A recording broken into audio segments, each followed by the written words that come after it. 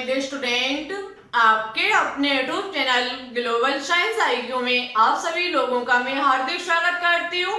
इसी के साथ साथ आप सभी लोगों को गुड इवनिंग। जैसा कि आप सभी लोगों को पता है, हम इवनिंग में 8 बजे के समथिंग एक 500 क्वेश्चंस की सीरीज चला रही है, जिसके ये क्लास नंबर 27 है, जिसमें आज हम आपके लिए एनसीईआरटी केमिस्ट्री से लिए हुए एमसीक्यू लेकर के आए हैं, जो कि आपके एग्जाम के लिए बहुत ही इंपॉर्टेंट क्वेश्चन है।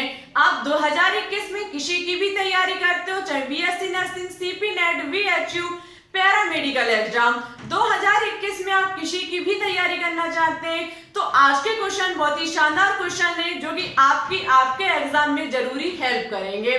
तो आप सभी लोग आज की क्लास को बिल्कुल भी स्किप मत करें, अंत तक देखें और कॉपी पेन साथ लेकर के बैठें। इससे होगा क्या, हम यहाँ पर जो भी पॉइंट डिस्कस करेंगे उन सभी को आप लोग मेरे साथ कॉपी में नोट डाउन करते रहें, जिससे कि आपकी तैयारी और भी अच्छे से हो जाए, ठीक है। और उससे पहले यदि आप हमारे चैनल पर न्यू हो तो प्लीज इसे सब्सक्राइब करके ऑल पर क्लिक कर लें। इससे होगा क्या, हम जब भी कोई वीडियो अपलोड करेंगे तुरंत आपके पास हमारी वीडियो का नोटिफिकेशन पहुंच जाएगा और आपको वीडियो का इंतजार नहीं करना पड़ेगा। तो फिर टाइम वेस्ट ना करते हुए बात करते हैं आज के फर्स्ट क्वेश्चन पर। बहुत ही इंपॉर्टेंट क्वेश्चन है, लिखा हुआ है कि बेंजीन के लिए निम्न में से कौन सा कथन सत्य है। बेंजीन के लिए निम्न में से कौन सा कथन सत्य है। 6 सिग्मा 6 पाई, 12 सिग्मा 6 पाई, या फिर 12 सिग्मा 3 पाई, या फिर इनमें से कोई नहीं। सबसे पहले आपको पता होना चाहिए सिग्मा और पाई के बारे में। आपको पता है जब दो एलिमेंट के मध्य सिंगल बॉन्ड होता है तो वहां पर एक सिग्मा बंद होता है, ठीक है। जब दो एलिमेंट के मध्य दो आबंध होता है, डबल बॉन्डिंग होती है, तो वहां पर एक सिग्मा और एक पाई बंद पाया जाता है, ठीक है। जब दो एलिमेंट के मध्य ट्रिपल बॉन्ड होता है तो याद रखना एक सिग्मा और 2 पाई आबंध होते हैं, ठीक है। इतनी बात आप याद रखना, ठीक है। जबकि क्वेश्चन मुझे बेंजीन के लिए पूछ रहा है, सबसे पहले हम बेंजीन की संरचना बनाएंगे। किस प्रकार से आपको पता है, बेंजीन की संरचना कुछ इस प्रकार से बनाई जाती है, ठीक है। जहां पर होता क्या है कि जो डबल बॉन्ड होता है वो एक कार्बन को छोड़ करके लगता है, एक कार्बन पर लग गया तो एक को छोड़ के, इस प्रकार से हमारा डबल बॉन्ड होता है। प्रत्येक कार्बन पर एक एक हाइड्रोजन उपस्थित होता है, ये बात भी आपको बहुत ही अच्छे तरीके से पता है। 1 2 3 4 5 6, एक आपको पता है C6H6 बेंजीन का फॉर्मूला होता है। बेंजीन के प्रत्येक कार्बन पर एक हाइड्रोजन बंद पाया जाता है। हम यहाँ पर सिग्मा और पाई को लगाएंगे और उनको काउंट करेंगे। आप यहाँ से गिनना शुरू करेंगे, आपको पता है सिंगल बॉन्ड होगा तो एक सिग्मा, यहाँ पर सिंगल बॉन्ड है एक सिग्मा, यहाँ पर भी हमारा एक सिग्मा होगा, यहाँ पर भी हमारा एक सिग्मा होगा, यहाँ पर भी हमारा एक सिग्मा होगा और हमारा यहाँ पर भी एक सिग्मा होगा। प्रत्येक हाइड्रोजन के मध्य एक सिग्मा होगा। अब ये जो कार्बन है इनमें एक डबल बॉन्ड एक सिंगल बॉन्ड, यहाँ पर डबल बॉन्ड उपस्थित है तो एक सिग्मा होगा और एक पाई होगा। यहाँ पर ओनली सिंगल मध्य तो यहाँ पर एक सिग्मा होगा, यहाँ पर एक सिग्मा एक पाई तो एक डबल बॉन्ड तो एक पाई एक हमारा सिग्मा होगा। यहाँ पर क्या होगा, एक सिग्मा, यहाँ डबल बॉन्ड एक पाई होगा एक सिग्मा होगा। इसी प्रकार से यहाँ पर भी एक सिग्मा होगा। हम सिग्मा को सबसे पहले काउंट करेंगे तो आप देख सकते हैं 1 2 3 4 5 6 7 8 9 10 11, एक हमारा ये 12। हमारे जो सिग्मा की संख्या है वो कितनी निकल के आई, 12। यहाँ पर 12 सिग्मा। यदि पाई की संख्या को काउंट किया जाए तो 1 2 2 और 1 3, यहाँ पर 3 पाई और हमारे 12 सिग्मा निकल के आएंगे। इस हिसाब से इस क्वेश्चन का ऑप्शन नंबर सी जो होगा वो राइट होगा। आप ट्राई करना बेंजीन की संरचना बनाना और देखना, वहां पर 12 सिग्मा और 3 पाई निकल के आएंगे। आपको पता है सिंगल बॉन्ड के मध्य एक सिग्मा होगा, डबल बॉन्ड होगा तो एक सिग्मा एक पाई आबंध होगा, ठीक है। यदि कार्बन कार्बन के मध्य ट्रिपल बॉन्ड है तो एक सिग्मा और 2 पाई होंगे। इस आधार पर ओनली आप ज्ञात करते जाइए, आपका आंसर निकल के आ जाएगा, ठीक है। बात करते हैं नेक्स्ट क्वेश्चन पर। नेक्स्ट क्वेश्चन है कि द्रव्यमान संख्या 24 वाले धनात्मक मैग्नीशियम आयन में कुल न्यूट्रॉनों की संख्या है। क्वेश्चन बहुत ही घुमा के पूछा गया है कि द्रव्यमान संख्या 24 वाले धनात्मक मैग्नीशियम आयन में कुल न्यूट्रॉनों की संख्या है। अब आपको द्रव्यमान संख्या यहाँ पर दी गई है 24 और तत्व दिया गया है मैग्नीशियम, पूछी गई है न्यूट्रॉनों की संख्या और यहाँ पर एक शब्द लगा दिया गया है धनात्मक। धनात्मक का मतलब आप समझते हैं 2 प्लस होगा, कहने का मतलब है 2 प्लस धनात्मक 2 प्लस साइन होंगे, ठीक है। और न्यूट्रॉनों की संख्या पूछी गई है। अब आपको पता है मैग्नीशियम Mg और आपको द्रव्यमान संख्या दी गई है 24। अब आपको अपनी तरफ से क्या लिखना पड़ेगा, ऐसा परमाणु क्रमांक, क्योंकि जो न्यूट्रॉनों की संख्या निकाली जाती है वो n बराबर जो होता है वो द्रव्यमान संख्या माइनस की परमाणु क्रमांक होता है, ठीक है। तो इसलिए आपको प्रत्येक एलिमेंट के परमाणु क्रमांक और परमाणु भार पता होने चाहिए, ठीक है। तो a माइनस जेड यहाँ पर हो जाएगा। जब ये ऐसा हो जाएगा तो आप समझ सकते हैं a की जगह हमारा 24, जेड की जगह हमारा 12 आ जाएगा। 24 माइनस की 12 होगा, हमारा 12 निकल के आ जाएगा। लेकिन मैंने कहा यहाँ पर धनात्मक शब्द लगा हुआ है, तो याद रखना ऐसे पॉइंट आपको फंसाने के लिए एग्जाम में दिए जाएंगे।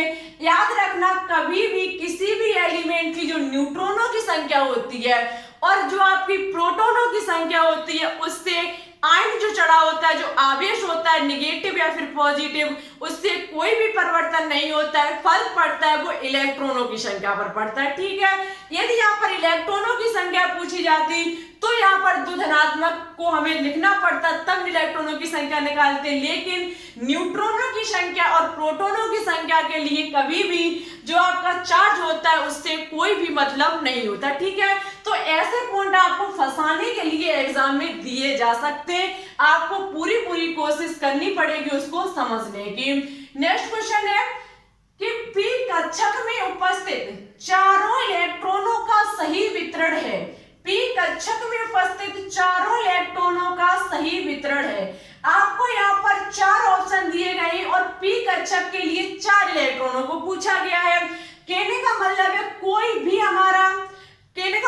भी एलिमेंट है जिसके पी सब शेल में कितने इलेक्ट्रॉन भरे हुए हैं, 4 इलेक्ट्रॉन। उसके लिए आपको यहाँ पर बताना होगा कि कौन सा वितरण सही होगा। अब आपको सबसे पहले क्या करना पड़ेगा, ये निकालना पड़ेगा पी सब शेल के लिए कितने कक्षक होते हैं, 3 कक्षक होते हैं, ठीक है। हमारे ये 3 कक्षक भर गए। अब आपको 4 इलेक्ट्रॉन दिए गए। अब आप 4 इलेक्ट्रॉन को किस प्रकार से भरेंगे ये आपको आना चाहिए और इसका मतलब भी आप समझते होंगे। यदि आपने हुड नामक वैज्ञानिक ने जो हुड का नियम दिया था उसको यदि आपने पढ़ा होगा, हुड नामक वैज्ञानिक के द्वारा कहा गया था कि सबसे पहले होता क्या है कि जितने कक्षक होंगे उनमें सबसे पहले इलेक्ट्रॉन को भरा जाएगा और इलेक्ट्रॉनों का युग्मन तभी होगा जब प्रत्येक कक्षक में एक इलेक्ट्रॉन भर दिया जाएगा। ऐसा कुछ हुड के नियमानुसार कहा गया था। यहाँ पर 4 इलेक्ट्रॉन 3 कक्षक है, सबसे पहले हम क्लॉकवाइज 3 कक्षक इलेक्ट्रॉनों को भरेंगे। यदि शेष बचता है तो ही हम इलेक्ट्रॉनों का युग्मन करेंगे, अन्यथा हम इस प्रकार से ही छोड़ देंगे, ठीक है। यहाँ पर 2 होते तो हम 2 कक्षकों में भर देते, ऐसा संभव नहीं था कि 2 इलेक्ट्रॉन होते और एक हम इसमें क्लॉकवाइज और दूसरा यहीं भी एंटी क्लॉकवाइज भर देते, ऐसा संभव नहीं है। क्योंकि हुड के नियमानुसार कहा जाता है कि कक्षक में इलेक्ट्रॉनों का युग्मन तभी संभव हो सकता है जब कक्षक में इलेक्ट्रॉनों का युग्मन तभी होगा जब प्रत्येक कक्षक में एक इलेक्ट्रॉनों को भर दिया जाए, ठीक है। तो यहाँ पर कुछ इस प्रकार से बनेगा, एक यहाँ पर एंटी क्लॉकवाइज। ऐसा ऑप्शन कहाँ दिख रहा है, तो ऑप्शन नंबर बी में दिख रहा है। तो इस क्वेश्चन का ऑप्शन नंबर बी जो होगा वो राइट होगा, ठीक है। नेक्स्ट क्वेश्चन है कि गैल कोण क्या है। आपको गैल कोण का फॉर्मूला बताना होगा कि कौन सा होगा। तो गैल कोण का जो फॉर्मूला होता है वो Na4 PO3 का होल 6 होता है, ठीक है। हम इसे इस प्रकार से भी लिख सकते हैं एग्जाम में Na4 P6 और O18 करके भी दिया जा सकता है, इस बात का विशेष ध्यान रखना। Na6 P6 O18 भी आपको एग्जाम में दिया जा सकता है। इसका नाम होता है सोडियम इसका नाम होता है सोडियम हेक्सा मेटाफॉस्फेट। क्या होता है? मेटाफॉस्फेट। इसका होता है केमिकल नेम, बहुत ही इंपॉर्टेंट है, इसे नोट डाउन जरूर करें। जो आपका कैल्कोन होता है ये Na6P6O18 हो सकता है या फिर Na2Na4PO3 का होल 6, जिसका नाम सोडियम हेक्सा मेटाफॉस्फेट होता है। ठीक है, आई होप आपको ये सभी क्वेश्चन समझ में आ चुके होंगे। तो बात करते हैं आज के नेक्स्ट क्वेश्चन पर।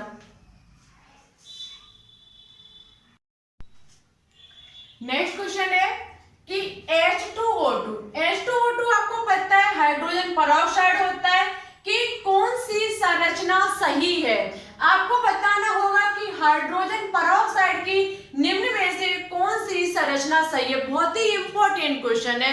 देखो संरचना भी आपके एग्जाम में पूछी जाती है, ठीक है, तो ऐसे भी क्वेश्चन आपको आने चाहिए। तो याद रखना हाइड्रोजन परऑक्साइड की जो संरचना होती है वो कुछ इस प्रकार से होती है। H single bond O single bond O single bond H। ठीक है, एक नीचे हाइड्रोजन इसका ऑक्सीजन पर और एक ऑक्सीजन पर ये हाइड्रोजन जो कि ऊपर की तरफ लगेगा। तो ये हमारी हाइड्रोजन परऑक्साइड की संरचना होती है। ठीक है, नेक्स्ट क्वेश्चन है कि राउल्ट के नियम के अनुसार एक वाष्पशील पदार्थ के 1 विलयन का वाष्प दाब में आपेक्षिक अवनमन बराबर होता है। आज का सबसे इंपॉर्टेंट क्वेश्चन यही है, क्योंकि राउल्ट के नियम जो हमने आपको बिलियन वाला चैप्टर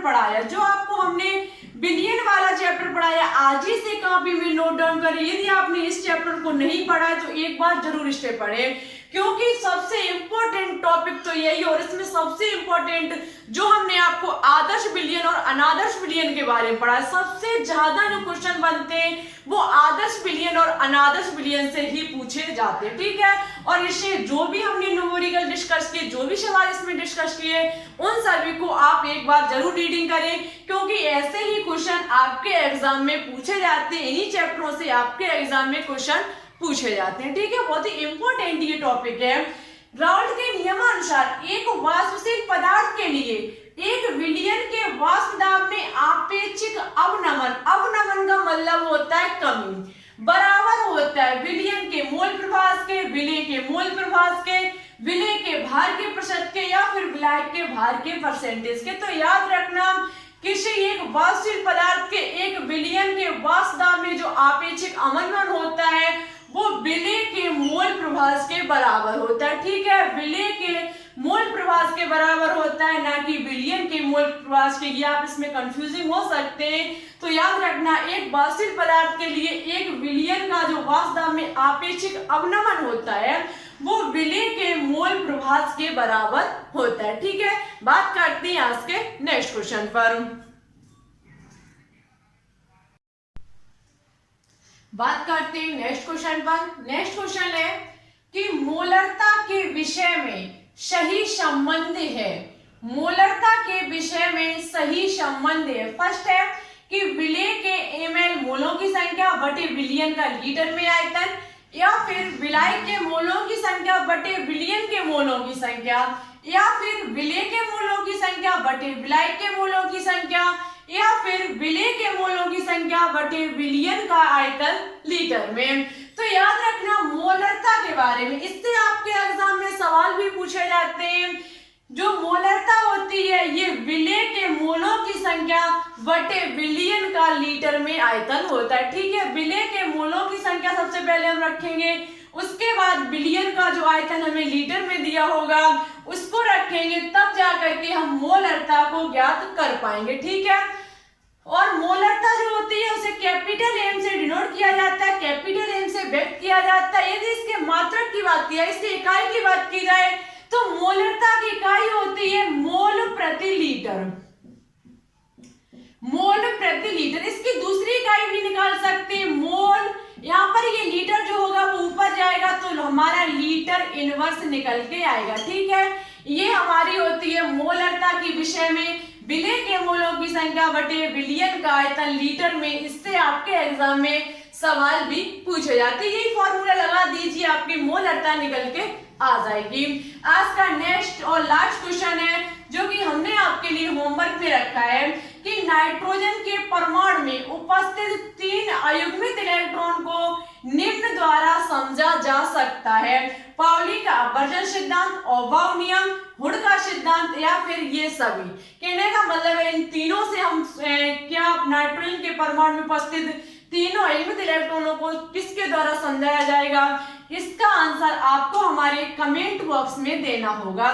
जो बच्चे इसका सही और अच्छे से आंसर देंगे नेक्स्ट क्लास में हम उनका 100% नाम लेकर के आएंगे। लेकिन यदि आपने इसका आंसर ना दे पाया तो समझ लेना कि अभी आपकी तैयारी बिल्कुल भी अच्छी नहीं चल रही है, ठीक है।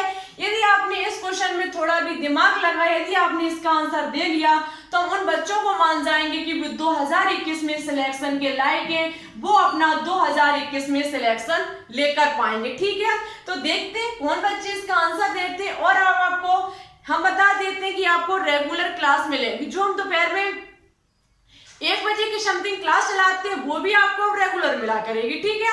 और इवनिंग में 8 बजे भी अब रेगुलर मिलेगी। तो आज के लिए बस इतना ही। वीडियो अच्छी लगे तो प्लीज इसे शेयर प्लस सब्सक्राइब, अच्छी लगे तो शेयर प्लस लाइक करना बिल्कुल भी ना भूलें। और हमारे चैनल पर न्यू हो तो प्लीज इसे सब्सक्राइब करके ऑल पर क्लिक कर लें। इससे होगा क्या, हम जब भी कोई वीडियो अपलोड करेंगे तुरंत आपके पास हमारी वीडियो का नोटिफिकेशन पहुंच जाएगा और आपको वीडियो का इंतजार नहीं करना पड़ेगा, ठीक है। क्लास कैसी लगी ये भी बताएं। और आज के क्वेश्चन बहुत ही शानदार क्वेश्चन आएंगे, ठीक है। इससे पहले शायद आपने ऐसे क्वेश्चन नहीं पढ़े होंगे क्योंकि एनसीईआरटी बुक से निकाले हुए सभी क्वेश्चन है और कुछ इनमें से प्रीवियस पूछे हुए भी क्वेश्चन है, ठीक है। प्रीवियस ईयर पूछे हुए क्वेश्चन है। तो चलते हैं। Thanks for watching this video. जय हिंद, जय भारत, ऑल द बेस्ट।